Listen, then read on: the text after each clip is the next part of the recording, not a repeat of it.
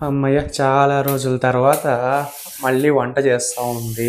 అంటే రోజు మీరు చేసి పెడుతున్నారా ఏమన్నా అంటే నాకు? వంట వీడియో చేస్తుంది అన్నట్టు. ఆ, అంటే ఓకే. ఇన్ని ఏంటి డేస్ స్పెషల్? కొత్తగా ఏం చేయలేదు కాబట్టి షూట్ చేయలే. హుహు. ఇప్పుడు ఏంటిది? నాకు ఎంతో ఇష్టమైన దోసకాయ పచ్చడి. వావ్! ఇది నార్మల్ దోసకాయ కాదు, పప్పు దోసకాయ అంటారు. దీన్ని సాంబార్ దోసకాయ అని కూడా అంటారనమాట. హుహు. దీంతో నేను ఇవాళ పచ్చడి చేయబోతున్నాను. ఆంధ్ర స్టైల్, పక్కా ఆంధ్ర స్టైలు రోటి పచ్చడి అన్నమాట. ఇది రెసిపీ చాలా చాలా బాగుంటుంది. దీనికి బెస్ట్ కాంబినేషన్ జొన్న రొట్టి లేదా రాగి ముద్ద.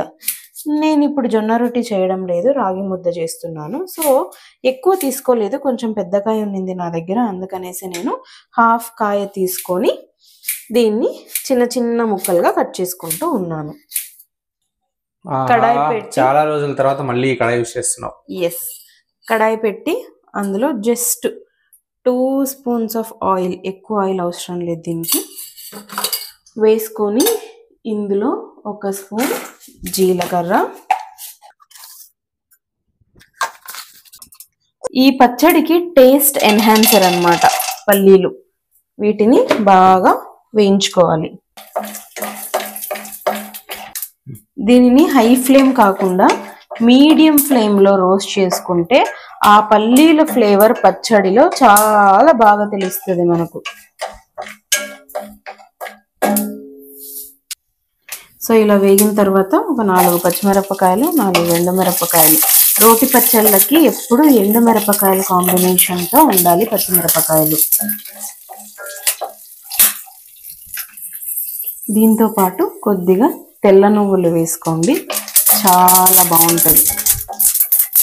చిరపట అంటూ ఉంటుంది, కాస్త దూరంగా ఉండండి లేకుంటే కాలుతుంది. సో ఇలా ఇవన్నీ వేగిన తర్వాత నూగులు ఎప్పుడు వేసినా, నూగులు మాడిపోయినా పర్లేదు కానీ వేగకుండా మాత్రం వంటల్లో వేయకండి, చేదు తెలిసిపోతుంది.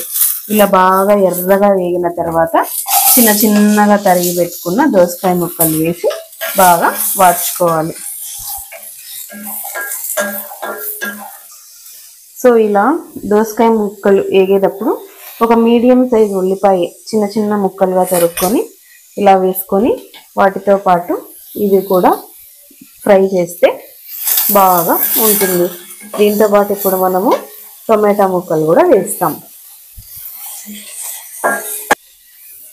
టొమాటో ముక్కలు కూడా వేసేసుకొని నేను ఇక్కడ మీడియం సైజు 3 టొమాటోస్ తీసుకున్న, సరిపడా సాల్ట్, తర్వాత పసుపు వేసి బాగా కలిపెట్టేసి దీనికి మూత పెట్టేయాలి.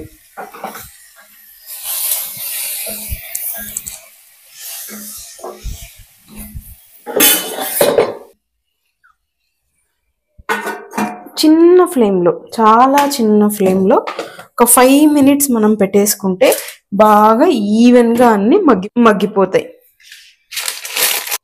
సో 5 మినిట్స్ అయింది, ఏమాత్రం అయిందో తీసి చూద్దాం. ఎస్, పర్ఫెక్ట్గా వేగిపోయాయి. మనకి ఎప్పుడైనా ఒక టిప్ చెప్పాను కదండి, వేగిపోయిందని ఎలా తెలుస్తుంది అంటే టొమాటో నుంచి దాని పొట్టు విడిచిపోతుంటే మనకు అది పర్ఫెక్ట్గా కుక్ అయిపోయినట్టు అనమాట.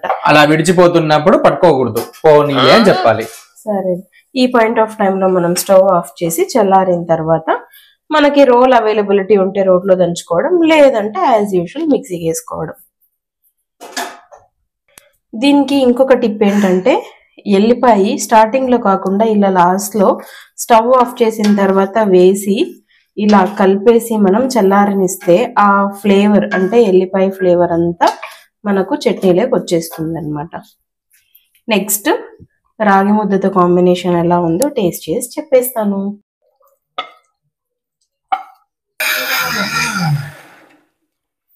ఎస్, ఆహా, గుమగుమలాడే బాగా మంచి టేస్టీ ఎమ్మి అని అనిపిస్తోంది స్మెల్కి. ముద్దతో, రాగి ముద్దతో చూద్దాం ఎలా ఉంటుందో. ఆగలేకపోతున్నాయి క్రేవింగ్స్.